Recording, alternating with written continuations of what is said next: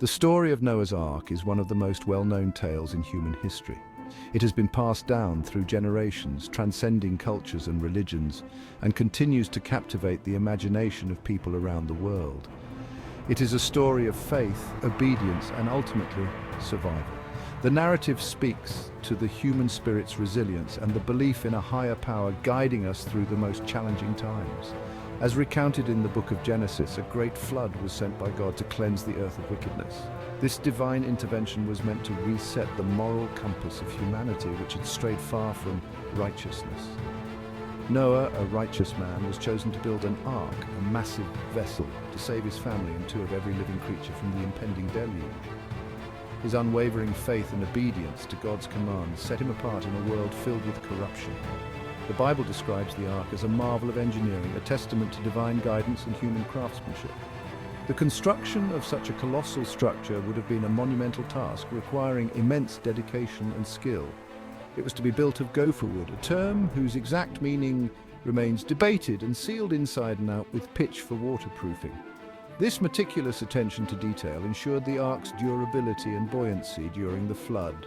The ark's dimensions, given in cubits, an ancient unit of measurement based on the forearm, indicate a vessel of immense size, approximately 450 feet long, 75 feet wide and 45 feet high. These proportions highlight the scale of the undertaking and the seriousness of the impending disaster.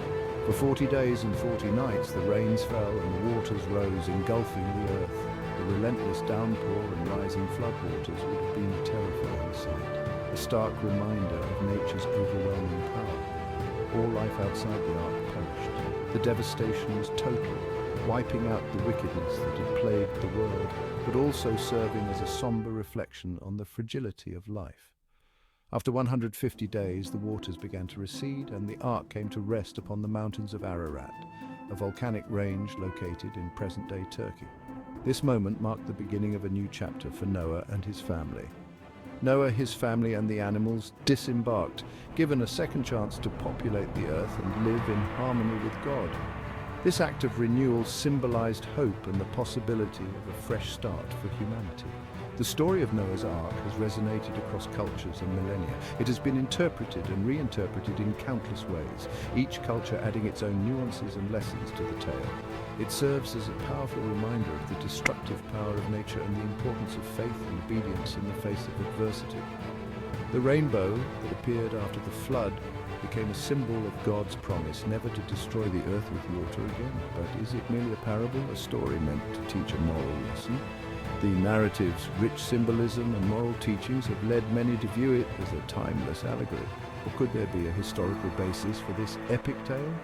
Scholars and archaeologists have long debated the origins of the story, searching for evidence that might link the biblical account to real historical events. The quest for answers continues as we seek to understand the true nature of this ancient story. The story of Noah's Ark is not unique to the Bible.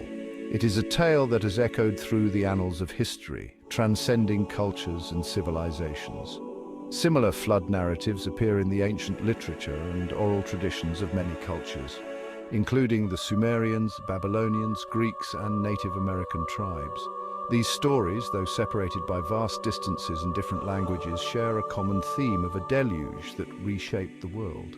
While the details may vary, the common thread of a great flood that reshaped the world suggests a shared human experience, perhaps a distant memory of a cataclysmic event.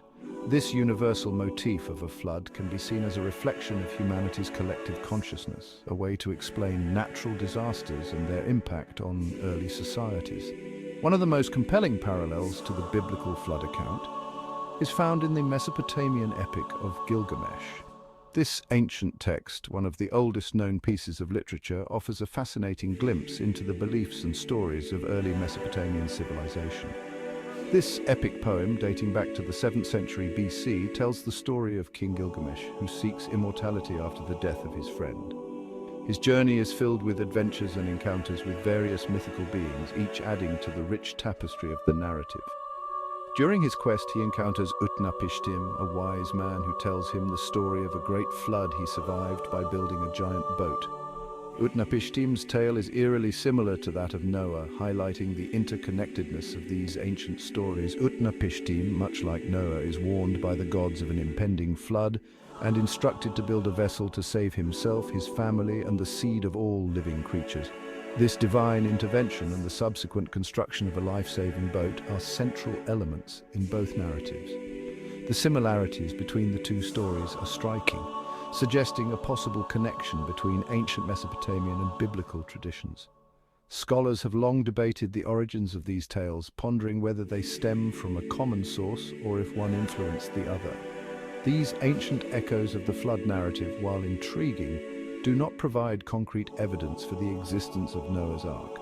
However, they offer valuable insights into the ways early civilizations understood and recorded their experiences with natural disasters. However, they highlight the enduring power of the story and its significance in the collective memory of humanity. The tale of a great flood, whether fact or myth, continues to captivate our imagination, reminding us of the fragility of life and the resilience of the human spirit. The Book of Genesis states that Noah's Ark came to rest upon the mountains of Ararat. This seemingly straightforward statement has been the subject of much debate and speculation. The term Ararat likely refers to the ancient kingdom of Urartu, a region that encompassed parts of present-day Turkey, Armenia, and Iran. Within this region lies Mount Ararat, a dormant volcano that has captured the imagination of explorers and ark hunters for centuries. Mount Ararat, with its snow-capped peak soaring over 16,000 feet, dominates the landscape and has long been shrouded in myth and legend. Local folklore is replete with tales of the Ark being sighted on the mountain, fueling the belief that it rests hidden somewhere on its slopes, awaiting discovery.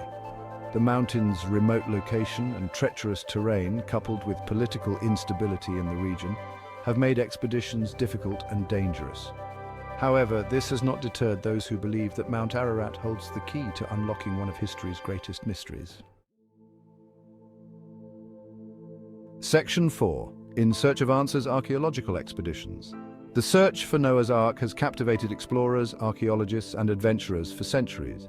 This quest, driven by a blend of faith, curiosity, and the allure of solving one of history's greatest mysteries, has led many to embark on perilous journeys. These individuals have braved treacherous terrain, political turmoil, and often disappointment in their quest for the elusive Ark. The challenges they face are immense, from navigating through rugged landscapes to enduring extreme weather conditions, all in the hope of uncovering a piece of ancient history. Early expeditions were often fueled by religious zeal and anecdotal accounts, with many claiming to have seen the Ark or fragments of it. These early explorers relied heavily on local legends and religious texts, which often led them to remote and dangerous locations. However, these claims were often based on hearsay, misinterpretations of natural formations, or outright fabrications. Many supposed sightings turned out to be nothing more than natural rock formations or ancient ruins that were mistakenly identified as parts of the Ark.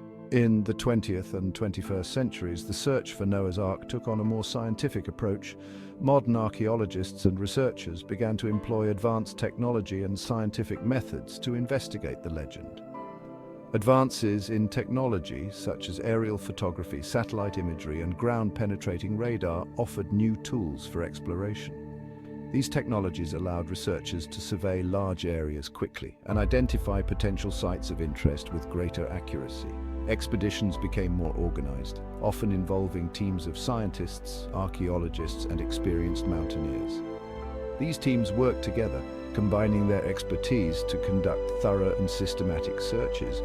While these modern expeditions have yet to provide definitive proof of the Ark's existence, they have yielded valuable data about the geology and history of the region. The information gathered has contributed to our understanding of the area's geological formations and historical context. Furthermore, they have kept the legend of Noah's Ark alive, inspiring further research and exploration. The enduring fascination with this ancient story continues to drive new generations of explorers and scientists to seek answers, ensuring that the quest for Noah's Ark remains an ongoing and evolving journey. Section 5, the Darupinar site, a beacon of hope or a natural wonder. One of the most intriguing sites associated with the search for Noah's Ark is the Darupinar site, located near the village of Uzangili, about 12 miles south of Mount Ararat. This site, discovered in 1959, features a large boat-shaped formation embedded in the earth. The formation's size, roughly corresponding to the biblical dimensions of the Ark, sparked immense excitement among Ark hunters. Initial investigations, including ground-penetrating radar scans, seemed to suggest the presence of internal compartments and timber-like structures within the formation. However, further scientific analysis has cast doubt on the Darupinar site's authenticity as the resting place of Noah's Ark. Geologists have identified the formation as a natural geological feature, likely formed by a combination of landslides, mud flows, and erosion. The timber-like structures are believed to be weathered rock formations. While the Darupinar site may not be the Ark itself, its discovery and subsequent investigation highlight the challenges and complexities involved in separating myth from reality in the search for ancient artifacts.